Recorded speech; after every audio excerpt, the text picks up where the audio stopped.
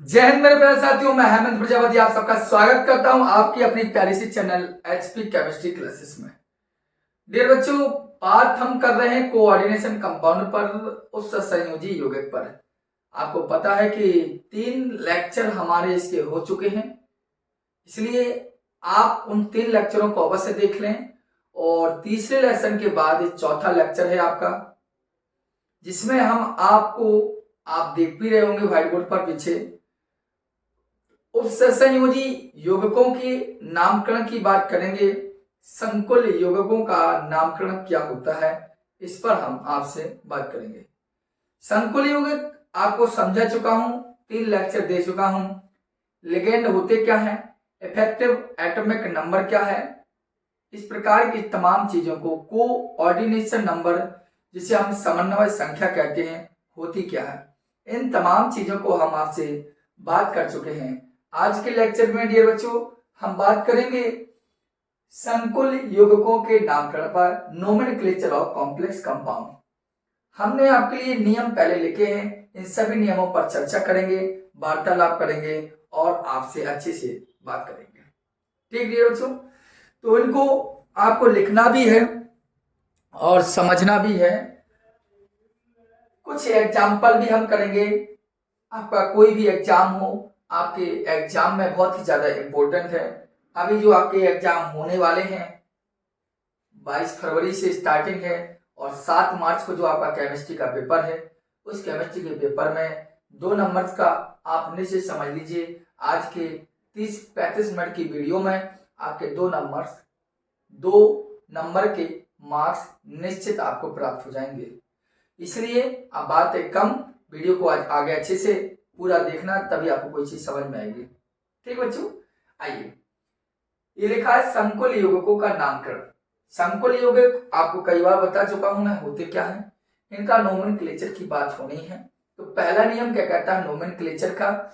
Nomenclature के नियम को समझने से पूर्व आप पहले इतनी सी जगह में हमारी बात को अच्छे से सुनिए। आप ध्यान देना, जैसे कंपाउंड लिखा है K4FeCN का होल 6, इस प्रकार का ये कंपाउंड लिखा है। आपको पता है कोष्टक के बाहर, चाहे इधर हो या एक कंपाउंड है CuNH3 का होल 4, और इस प्रकार लिख दिया हमने बाहर SO4। आपको मैं पढ़ा चुका हूं, कोष्टक के बाहर जो कुछ भी होता है वह कहलाता है सह आयन। पीछे के लेक्चर आप देखें तो बन जाएगा। और ये जो बड़ा पूरा पार्ट होता है, इसे बोलते हैं उप सह संयोजी क्षेत्र। ठीक इसी प्रकार कोष्टक के ये वाला जो पार्ट का जी उप संयोजी क्षेत्र, और ये क्या है सह आयन। इसी प्रकार आपको तमाम जो चीजें दिखाई देंगी, उसमें आपको मैं बता चुका हूं, कोष्टक के जो बाहर होता है सह आयन, और कोष्टक उच्चक जो होगा उप संयोजी क्षेत्र। क्या होगा डियर, उप संयोजी क्षेत्र। कोष्टक है, इसके पास जो है उप संयोजी क्षेत्र, ये बाहर है, तो ये क्या रहेगा आपका सह आयन। आइडिया यहाँ पर बताना क्या चाहता था, ये बातें आपकी पहले भी हो चुकी हैं, आप जान भी चुके हैं। आइए दोबारा अच्छे से बात करें। आप देखना, जब भी आईपीएससी बनाते हैं तो जो कोष्टक के बाहर होता है उसको उधर लिखा जाता है, जो यहां होता है उसको वहीं लिखा जाता है। जब भी संकुल यौगिकों का नामकरण करते हैं या संकुल यौगिकों का आईपीएससी बनाते हैं, तो जो कुछ यहां होता है वो यहीं लिखा रहने देते हैं, जो कुछ यहां होता है उसको पीछे, जो आगे है आगे ही लिखे रहने देंगे, जो पीछे है उसको पीछे ही लिखे रहने देंगे। इसके बाद जो अंदर का पार्ट है, इसके बाद जो अंदर का पार्ट है, अंदर के पार्ट में सबसे पहले हमारा लिगेंड आता है, फिर को सेंट्रल मेटल एटम आता है। ठीक है, मैंने क्या कहा, जब भी किसी चीज का आईपीएससी बनाना, जो बाहर है उसको बाहर ही लिखते हैं, जो बाहर है उसको बाहर ही लिखा जाता है, जो भी यदि होगा। और इसके बाद जब उप संयोजी क्षेत्र का आईपीएससी बनाते हैं तो सबसे पहले लिगेंड को पहले लिखा जाता है, फिर आपका केंद्रीय धातु परमाणु लिखी जाती है। ये नियम होता है। तो वही उन्हीं तमाम नियमों को मैं यहाँ पर आपके सामने पहले से लिखा भी हूं काफी संख्या में, तो जो आपको समझने हैं। और काफी नियम है, आप बुक में देखेंगे डियर बच्चों तो काफी संख्या में होंगे। यहाँ पर वही नियम आपके लिखवाए गए हैं जो ज्यादा इंपॉर्टेंट है और जिनसे आपका काम बनना है। बाकी आप ग्रंथ थोड़ी उठा के पढ़ना है बार बार। ठीक है बच्चों, आइए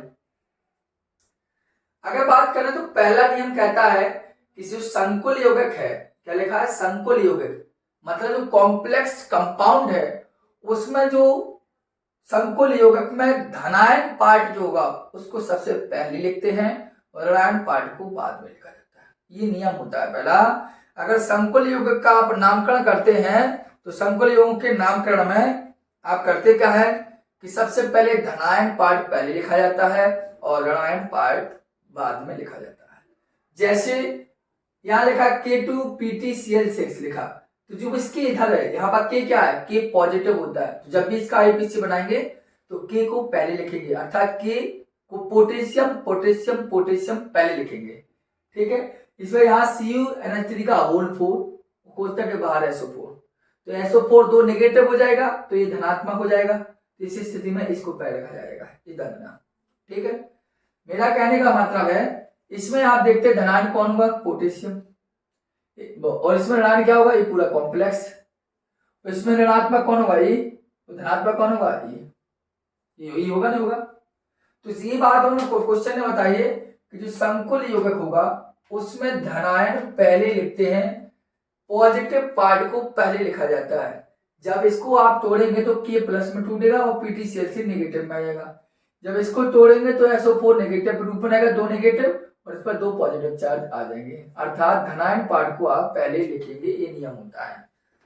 ठीक है, इतनी बात थोड़ी समझ में मेरी आई होगी अपनी। ठीक, आइए फिर कहता है कि उपसंयोजी क्षेत्र का नाम लिखते समय जब धनायन पार्ट को आप पहले लिख लेंगे, जैसे इस पार्ट को धनायन है, इसमें ये धनायन है C के, इसको लिखने के पश्चात क्या उपसंयोजी क्षेत्र बचेगा, K को लिखने के बाद क्या बचेगा, पोटेशियम लिख जाएगा, धनायन पार्ट लिख जाएगा इसमें, फिर क्या बचेगा उपसंयोजी क्षेत्र।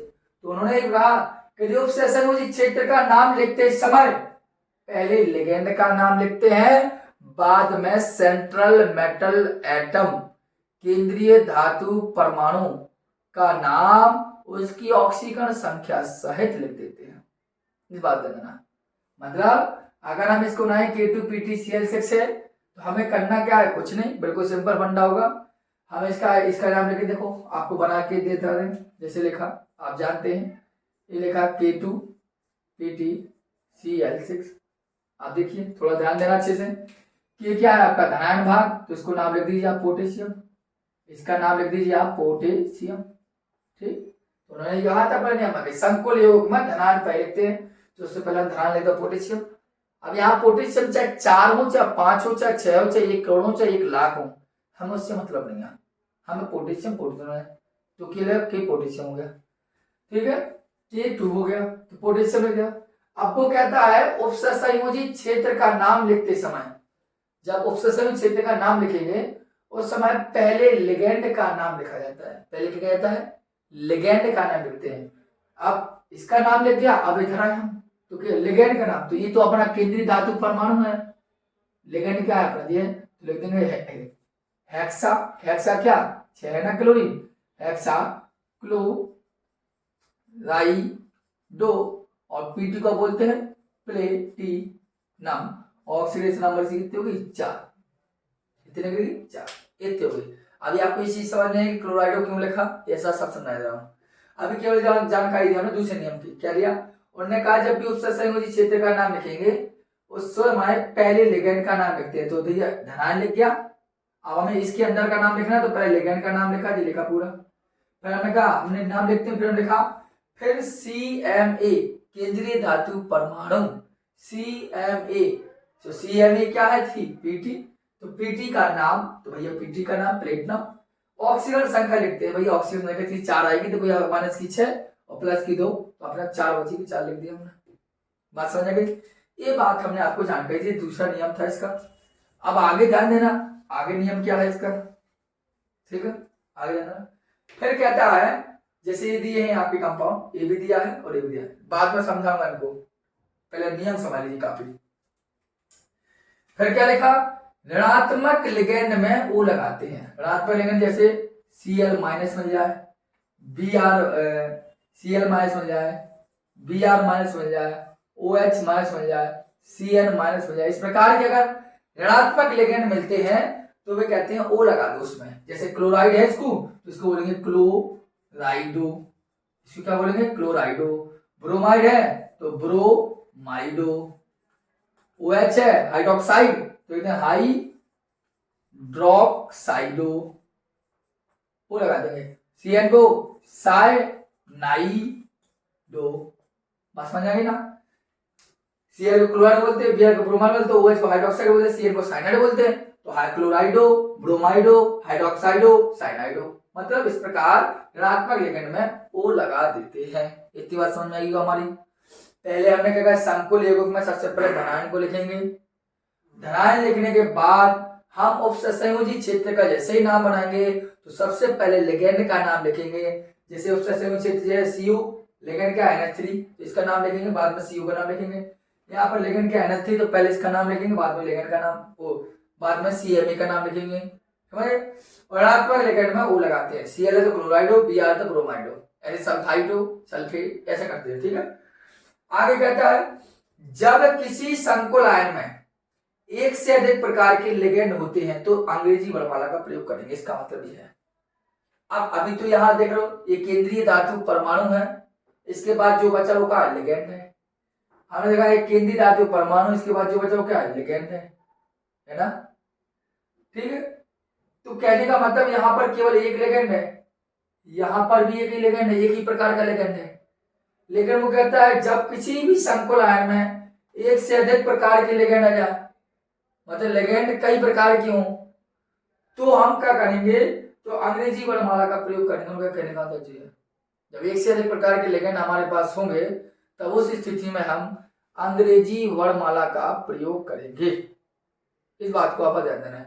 तो अंग्रेजी वर्णमाला का प्रयोग करेंगे, इसका ध्यान। जैसे हमने इसका बनाने का प्रयास किया, देखिए तो बनाएंगे, इसके आगे यहाँ तो कुछ है नहीं ना, यहाँ भी कुछ नहीं है, तो केवल उपसंयोजी क्षेत्र का बनाना है।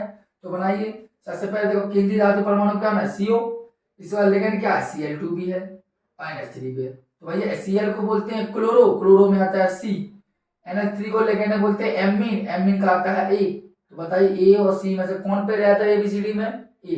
इसको पहले लिखेंगे, अर्थात NH3 कितने हैं, 4, तो लिख देंगे टेट्रा, और NH3 को क्या बोलेंगे, एमीन, टेट्रा एमीन। Cl कितने हैं, 2, तो डाई, हमने क्या कहते हैं क्लोराइड लगाएंगे, डाई क्लोराइडो, ठीक। टेट्राएमीन डाइक्लोराइडो, और CO को बोलते हैं कोबाल्ट, कोबाल्ट। कहानी का पहले ऑप्शन नाम लिखेंगे, सबसे पहले लिगेंड, पहले लिगेंड, तो पहले लिगेंड का तो नाम लिख रहे हैं हम, और बाद में क्या CMe का नाम, तो फिर केंद्रीय धातु परमाणु का कोबाल्ट लिख दिया, क्या लिख दिया, कोबाल्ट। फिर CMe का नाम ऑक्सीजन संघर्ष है, इसकी ऑक्सीजन संख्या लिखेंगे। और इस आयन, इस पर पूरे यौगिक पर क्या चढ़ा है, प्लस चढ़ा है, प्लस का मतलब आयन है, जो आयन है तो पीछे लिख दीजिए आयन। अब देखो ऑक्सीजन संख्या कितनी आएगी, NH3 की 0, 2 निकल के आएगी, ठीक है। पीछे से काफी चुका हूं मैं आपको, लेक्चर को पीछे देख लीजिए, बढ़िया रहेगा आपके लिए। NH3 का 0 होता है, निकालते हो, निकाल के दिखा दे रहे हैं। CO क्यों निकाल रहे, क्योंकि केंद्रीय धातु परमाणु के नाम के साथ ऑक्सीजन संख्या लिखती है, तो केंद्रीय धातु परमाणु की ऑक्सीजन संख्या निकालेंगे, तो CO की मान लिया हमने X, ठीक है। देख रहा हूँ क्या पता दो यहाँ निकल आ रही, तो प्लस 1 है तो 1 होना चाहिए, यहाँ 1 आएगी, फिर भी निकाल देगा। X प्लस Cl कितना, माइनस से कितनी बार है, 2 बार। NH3 कितना है, प्लस NH3 कितना है, 0, यौगिक की बड़ा 4 बराबर कितना चला, +1। तो देखो माइनस के 2 उतर पाएंगे, माइनस को 2 रहेगी, यहाँ पर पूरा कंपाउंड क्या हो जाएगा, माइनस का 2 बराबर +1, उतर पाएंगे तो क्या होगा, प्लस की 3। इसकी ऑप्शन कितनी निकल के आएगी, आपकी 3rd निकल के आएगी। इस बात का ध्यान। ऑक्सीजन संख्या अक्षर 11 में भी आपने देखा होगा, अगर नहीं देखा ऑक्सीजन संख्या निकालना तो कोई दिक्कत नहीं है, आप जाइए HP केमिस्ट्री क्लासेस को सर्च कीजिए, वहां लिखना ऑक्सीजन संख्या निकालना, आपको अपने आप समझ में आ जाएगा, ठीक है। मैं इसलिए समझाई नहीं है आपको।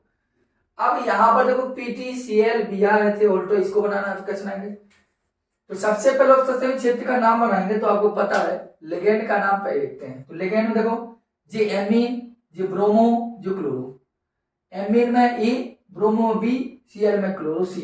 तो सबसे पहले इसका नाम लिखेंगे, तो लिखेंगे डाई ऐसे बोलेंगे एमीन, डाई एमीन हो गया, ठीक है। और अब आएगा ब्रोमो का ब्रोमाइडो, ऋणात्मक लेंगे वो लगाएंगे, देखो लिखा भी है। और सीएल को बोलेंगे क्लोराइडो, क्लोराइडो। आपका प्ले पीटी का क्या बोलते हैं, प्ले टी नम। और ऑक्सीजन संख्या लिखेंगे इसकी कितने निकलेगी, देखो निकाल देना। पीटी का होगा एक्स प्लस सीएल की माइनस से प्लस बीआर की माइनस से NH3 की प्लस NH3 का तो 0 गुणा 2 इक्वल टू का प्लस की 2, है ना। तो क्या होना है आपको ध्यान दो, माइनस की 1 माइनस 1 माइनस माइनस 2 हो गई, माइनस की प्लस की 4 निकलेगी इसकी भी समथिंग। आपने कहा लेना, मैं तो एक अंदाज लगा के बता रहा हूँ। और लिख देंगे आयन, ठीक है। क्या लिख देंगे, आयन। बात समझ में गई। ये कैसे निकालते हैं आपके सामने स्पष्ट रूप से है, आय लिख दिया। अब आइए, इतनी बात क्लियर हो गई। कोई समस्या हो बता दीजिए। यहां पर हमने अभी इसके नाम पर आके दिखाते हैं। देखो CO फिर लिगेंड है, तो लिगेंड कितने हैं 6, तो लिख देंगे हेक्सा। और NH3 कितना है, एमीन, हेक्सा एमीन। और कोबाल्ट को कोबाल्ट, कोबाल्ट का कोबाल्ट। ऑक्सीजन संख्या निकालेंगे कितने, इधर प्लस 3 आ जाएगी और लिख देंगे प्लस चढ़ा, लिख देना आयन, ठीक है। यहां देखें तो क्या टेट्रा एमीन, टेट्रा एमीन और कोबाल्ट। और ऑक्सीजन संख्या कितनी निकलेगी 2, लिख देना आयन। जब किसी पर प्लस चढ़ा हो तो आयन वाला अवश्य लगाते हैं। बताइए समझ में, ये 4 नियम आपको समझ में नहीं समझ में। बाकी नियम और भी समझा रहा हूं, पर एग्जाम्पल देख के समझा रहा हूं। एग्जाम्पल भी आपके सामने, फिर भी समस्या हो तो कमेंट बॉक्स में आप कमेंट कर सकते हैं, जिससे हम आगे फिर देख ले, कोई दिक्कत की समस्या नहीं है। ये आपको बनना चाहिए 2 नंबर के निश्चित आते, इस बात को ध्यान देना, ठीक है। तो संकुलन को मैंने कहा पहले धनाएं लिखते हैं, धनाएं लिखने के बाद एसोसिएशन सूत्र में जाएंगे तो लिगेंड का नाम लिखते हैं, फिर केंद्रीय धातु परमाणु का नाम लिखेंगे, केंद्रीय धातु परमाणु साथ ऑक्सीजन संख्या भी लिखेंगे, ठीक है। अगर लिगेंड की संख्या अधिक है तो हम क्या करते हैं, आपको पता है जब लिगेंड की संख्या अधिक हो तो उस स्थिति में हम, आपको पता हो कि उस स्थिति में हम क्या करते हैं, अंग्रेजी वर्णमाला का प्रयोग करते हैं। बताइए समस्या है कोई दिक्कत, इसको आप नोट करना चाहें नोट कर लीजिए, मैं दोबारा लिख दे रहा हूं।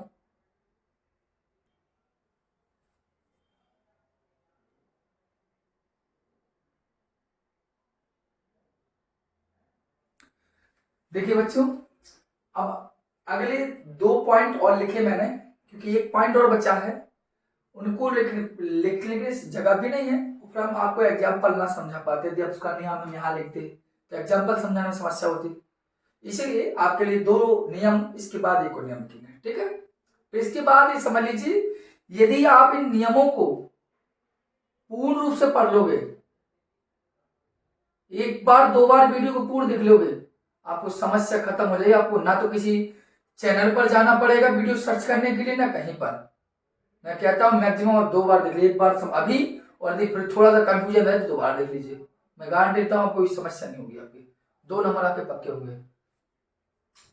सर अगला पॉइंट क्या कहता है कि यदि किसी लिगेंड के नाम में ही कोई संख्या है, आपको लिगेंड आप काफी समझाए थे हमने, मैंने कहा यदि कोई भी लिगेंड ऐसा है जिसके नाम में ही कोई संख्या समझ में आ रही हमें, जैसे EN लिखा, EN के नाम में क्या संख्या है, एथिलीन डाई एमीन, डाई का मतलब 2, मतलब उसके नाम में संख्या है, पढ़ो आप।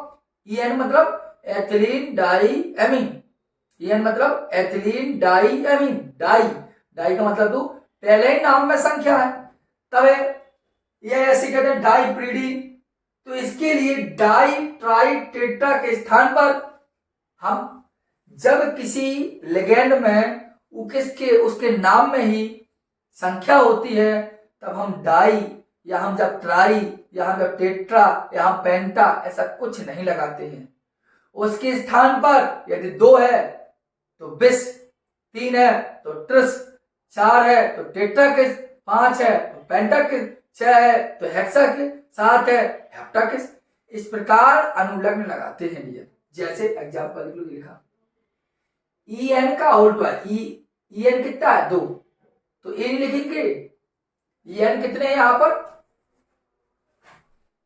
EN आपके कितने हैं 2, मतलब हमें समझ में EN दो है, जैसे NH3 दो होता है तो डाई एमीन लगा देते हैं, तो यहाँ पर ऐसे करेंगे डाई एथिलीन डाई एमीन नहीं लगाएंगे, डाई एथिलीन डाई एमीन लगाएंगे, क्योंकि इसके नाम में पहले से डाई है तो डाई पर दोबारा ही लगाएंगे। इसके स्थान में अगर दो है ना तो बिस, अगर तीन होते तो ट्रिस, चार होते टेट्राकिस, इस प्रकार वर्ड लगाते। देखो हम लिखा है यदि किसी लिगेंड में ही कोई संख्या जैसे एथिलीन डाई एमीन में डाइप्रीडीन हो तो इसके लिए डाई ट्राई टेट्रा के स्थान पर बिस ट्रिस टेट्राकिस अनुलग्न लगाते हैं। देखो इसका नाम लें तो देखो इसमें लिगेंड ए भी है, लिगेंड आपका ए भी है, लिगेंड दो है, तो ऐसी स्थिति में आपको पता है हम क्या करते हैं, जब लिगेंड ज्यादा हो तो हम क्या करते हैं ऐसी स्थिति में, आपको इस वजह से पता होगा, जब लिगेंड कैसे हो जाए अधिक हो तो हम अंग्रेजी वर्णमाला का प्रयोग करते हैं, कोई दिक्कत नहीं है। EN है, Cl मतलब क्लोराइड हो, EN मतलब एथिलीन, एथिलीन मतलब E स्टार्टिंग होनी है तो Cl लिखेंगे डाई डाइक्लोराइडो।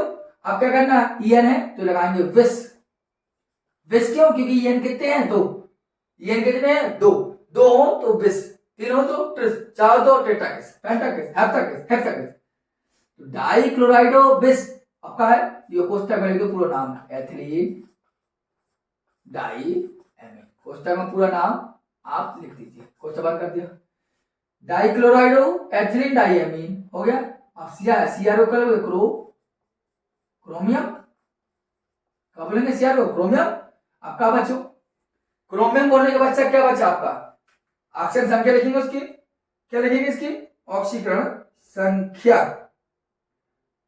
ऑक्सीजन संख्या यहां लिख देंगे और Cl लास्ट में, तो लास्ट रहते जाके था क्लोराइड, क्लोराइडो नहीं लिखेंगे क्यों, क्योंकि Cl कौन अब अनुलग्न है, वो लिगेंड है, अगर लिगेंड होता तो क्लोराइडो होता, अगर लिगेंड है तब क्लोराइड होता, अगर कौन सी लिगेंड है बाहर लिखा क्लोराइड होगा। अब देखो क्रोमियम क्लोराइड, अब देखो कितना होगा, यहाँ निकलेगी Cl की एक, बाहर एक है तीन, कंपाउंड है जीरो, तो थर्ड निकल जाएगी, ठीक है, इस प्रकार बनेगा। आगे देखो बस समझ आएगी, मैंने कहा कि किसी लिगेंड में कोई संख्या है, जैसे EN को, EN में संख्या पहले आती है, एथिलीन डाई एमीन डाई मतलब दो, मतलब पहले से ही आ रही है, तो अब उसके लिए हम डाई ट्राई टेट्रा ऐसा शब्द नहीं लगाते हैं, उनके स्थान पर दो हो तो बिस, तीन हो तो ट्रिस और चार हो टेट्राकिस, इस प्रकार का अनुलग्न लगाते हैं।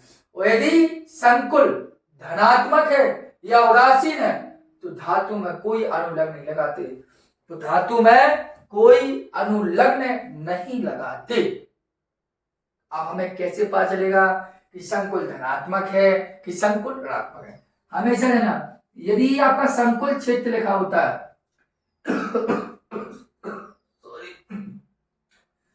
यदि कोष्टक जो आपका है इसे बोलते हैं कॉम्प्लेक्स क्षेत्र, कॉम्प्लेक्स फील्ड, संकुल आयन है, इसकी यदि इधर कुछ लिखा है तो समझ जाना आपका जो है वो नेगेटिव कॉम्प्लेक्स है, कैसा है वो नेगेटिव, और यदि कोष्टक के यहां पर कुछ लिखा है तो समझ जाना ये पॉजिटिव कॉम्प्लेक्स है।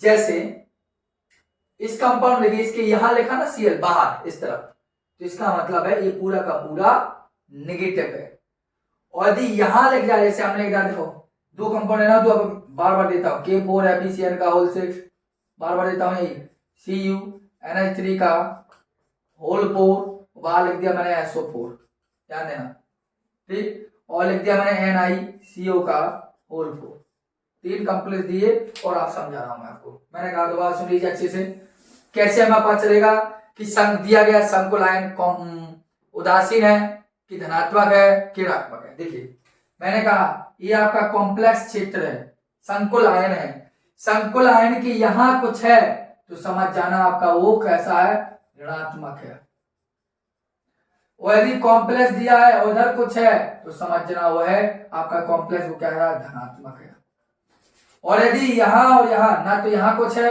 और ना यहां कुछ है, कुछ नहीं है तो समझ जाना वो उदासीन है, इस बात का ध्यान। कोष्टक के बाहर इस तरफ आगे तरफ कुछ है तो वो ऋणात्मक है, संकुल है, और इस तरफ है कोष्टक के तो वो धनात्मक संकुल है, और ना तो इस तरफ ना इस तरफ तो समझ जाना वो उदासीन है, कैसा है, उदासीन। ध्यान दे लीजिए ये पूरा हमने कहा ये वाला कॉम्प्लेक्स कैसा धनात्मक ऋणात्मक, तो हमने देखा इस तरफ कुछ है के है तो के प्लस होगा तो ये ऋणात्मक अर्थात ऋणात्मक संकुल है। इस बार देखो ये SO4 नेगेटिव तो मतलब ये धनात्मक है ना, इधर कुछ ना इधर कुछ, ये उदासीन है। बात समझ नहीं समझ गई? तो ये आपको बार बार हम रिपीट करते हैं, बार बार रिपीटिंग की बात हो रही है, ध्यान दे लीजिए। तो कहा यदि संकुल धनात्मक या उदासीन है तो धातु में कोई अनुलग्न नहीं लगाते, जैसे Ag NH3 का होल 4 प्लस है ई में लगा के दो, बात करके वो एक आप बना के लिखेंगे। इसको बनाएंगे तो कैसे बनेंगे, 2 NH3 तो डाई NH3 बोल दो एमीन, डाइअमीन, और Ag को बोलते हैं सिल्वर, Ag को बोलते हैं सिल्वर, Ag को बोलते हैं सिल्वर। और क्या आ जाएगा इसमें, फर्स्ट आ जाएगा, क्यों ये प्रेशर, और क्या आ जाएगा इसको लिखेंगे आयन, क्यों इस पर पूरे पर पॉजिटिव चार्ज रहा है। देखो क्या होगा, NH3 है तो टेट्रा एमीन, टेट्रा एमीन, और क्या लगेगा टेट्रा एमीन, और कॉपर है तो कॉपर, कॉपर, और कितना आएगा 2 आएगा समथिंग, और लिख देंगे सल्फेट।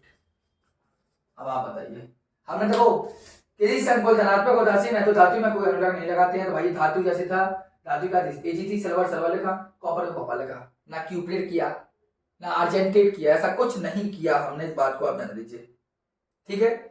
आपको समझ आ गई, 5वां 6वां नियम आपको समझ में आ चुका होगा। अब लास्ट 6वें नियम पर, लास्ट नियम पर बात करेंगे, थोड़ा लिख लीजिए आप।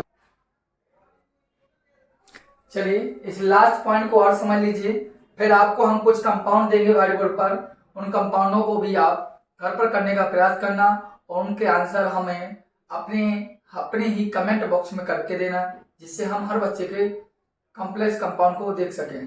देखिए डियर बच्चों, मैंने अभी आपको बताया यदि संकुल आयन धनात्मक या उदासीन हो तो हम केंद्रीय धातु परमाणु में कुछ नहीं लगाते हैं, और यदि संकुल ऋणात्मक है तो धातु में 8 लगाते हैं डियर, क्या लगाते हैं 8। अगर 8 कैसे, अगर Ag है तो सिल्वर न लिख के उधर लिखेंगे अर्जेंटेट, यदि Fe है तो वहां आयरन या न लिखकर लिखेंगे फेरेट, अगर Cu है तो Cu को कॉपर न लिखकर उस स्थिति हम क्यूपरेट लिखेंगे, Zn को जिंक न लिखकर हम उस स्थिति में जिंकेट लिखेंगे यदि संकुल ऋणात्मक है और स्थिति में पाया गया।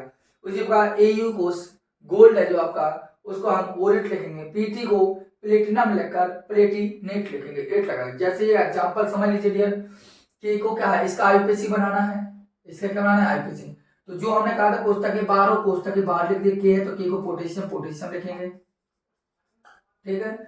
अब K3 पोटेशियम हो, अब क्या इसके बाद हमने कहा था जब भी जो बाहर होने के पश्चात अंदर जो कुछ होता है उस सबसे पहले उसको लिगेंड को लिखा जाता है, तो लिगेंड कौन है डियर, Cn है, कितना अच्छा है तो हेक्सा, प्लेटिनम है वो पोटेशियम हेक्सा साइनाइडो,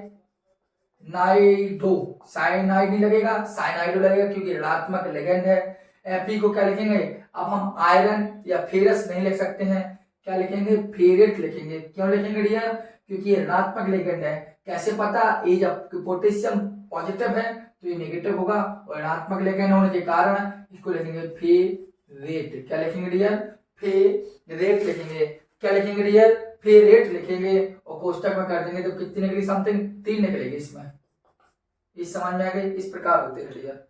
देखो हमारे पास वो तो डिजिटल बोर्ड तो है नहीं सर, तो हम आपको रिवाइज करा दे कि सर देखिए, लेकिन मैं आपको रिवाइज करने के लिए आपको बार बार कह रहा हूँ, हाथ जोड़ के विनती है आपसे कि एक बार हमने आपको समझाए सभी रूल और आईपीसी बना के भी दिखाया, कृपया कर अगर आपको समझ में ना आए तो एक बार और उन सभी को रिवाइज कर लीजिए, क्योंकि जब आप पढ़ोगे बार बार तो आपको अच्छा फील होगा। देखिए पढ़ने का जज्बा आपके अंदर यदि है तो आप कुछ भी करके दिखाओगे, इस बात ध्यान देना, क्योंकि आप जानते हैं इस बात को कि विद्यार्थी का सबसे बड़ा दुश्मन है तो उसकी नींद है डियर। अगर किसी भी स्टूडेंट का सबसे बड़ा दुश्मन है तो उसकी नींद है, यदि नींद भाग जाएगी तो वो बच्चा या वो स्टूडेंट बहुत जल्दी सफलता प्राप्त कर लेगा। डियर मैं इनको मिटा के कुछ एग्जाम्पल आपको दे देता हूं, उन एग्जाम्पलों को आप करके देंगे हमें, और कमेंट बॉक्स में कमेंट भी कर देंगे जिससे हम उनको चेक कर लेंगे, उनके आंसर सभी हमें आप कमेंट बॉक्स में दे सकते हैं, इससे कोई दिक्कत नहीं है। मैं आपको सही है कि गलत है इस बारे में सब कुछ बता के दूंगा। चलिए पहला एग्जाम्पल डियर बच्चों आप करके आना ये वाला, CO जिसे बोलते हैं कोबाल्ट, NO2 का होल ट्वाई और NH3 का होल 3, हमें डियर पता है कि आपके पास एक कंपाउंड है, आपको सर हम किताब से देख लेंगे, हमें पता है, लेकिन हमें अपने स्तर से देना है। हमें ये बताना है कि हम कौन से आप करके आइए, ये बतानी है। होने के लिए आपके पास बहुत सारी संख्या में है। देखो डियर, ये भी आईयूपीएसी है, आपको देख लीजिए यहाँ पर, इस सभी के सभी आईयूपीएसी दिए गए हैं।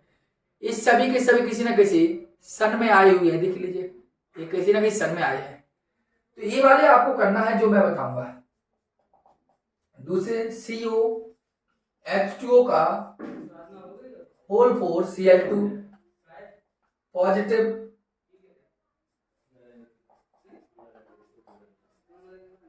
PTNH3 और Cl5, ठीक। K2NiCN का होल 4, ये वाला कंपाउंड भी आप करके आएंगे। और K3CO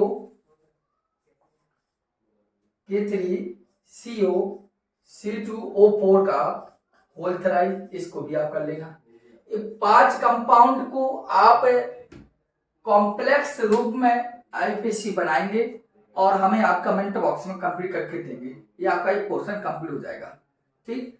अब डियर, अगर हम अगला लेक्चर लेके आएंगे तो बर्नर सिद्धांत आप देखना, उस बर्नर सिद्धांत पर हम बात करेंगे, ठीक। जय हिंद।